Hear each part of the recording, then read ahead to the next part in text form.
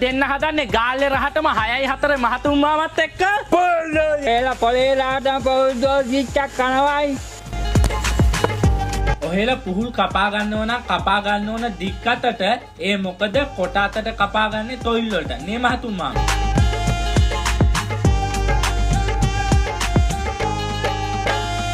ඔලේ විදියට හදාගන්න මහතුන් මාමගේ රහස් ටිකත් අද ඔහෙලට මං කියලා දෙන්න. ඔය මේකේ ඇටමඩේ අයින් කර ගන්න ඕන. හරිද? මහතුන් මාමා.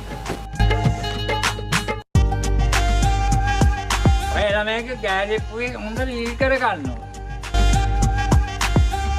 මම මේක හිල් කරගත්තා. දැන් හිච්චි කෑලි වලට කපා ගන්න ඕන. මචං ඔහෙලා මේ වතුරේකට විත කන හුණු මේස හැන්දක් විතර දා ගන්න ඕන.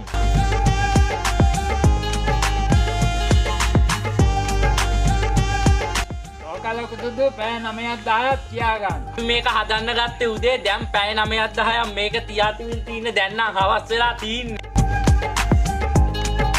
මම මේ පුහුල් ටික හොදගත්තා. දැන් මේක මේ නටන උණු වතුරේ තඹ ගන්න ඕන. දැන් ඉතින් හොඳ තඹ ගැනිල්ලක් තින්නේ. පාතුම් මාත්‍යෝ මක්කවන්න නැතේයි. එච්චත් ඒ ගාලා ඉන්නේ.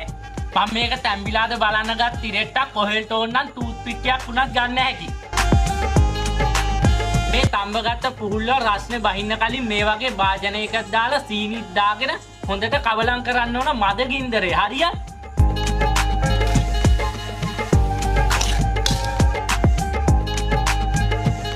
මහතුන් මාම කියන විදියට මේ සීනි වලට වතුර දාන්න ඕනේ නැහැ. මොකෝ මේ පුහුල් වලත් වතුර තියෙන. මේක මචං රයක් පැත්තක අරන් තියන්න ඕනේ. එතකොට තමයි අර කඩේ වගේ වීදුරු කෑලි වගේ එන්නේ. මේ රයක් තියාගත්ත පුහුල් ටික මහතුන් මාම දැන් ඔහෙ මොකෝ හිතා? මම හදනවා වගේ වීදුරු කෑල්ල වගේ.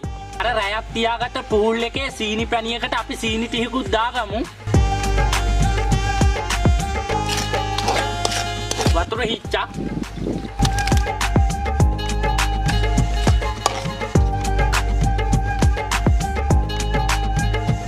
ඔහෙට පෙන්වන්න ඕන හින්දා දවස් දෙකක් අත්ත කාලා හැදුවේ. මතුමම කොහේ බඩු? වීදුරු කෑල්ල වගේ.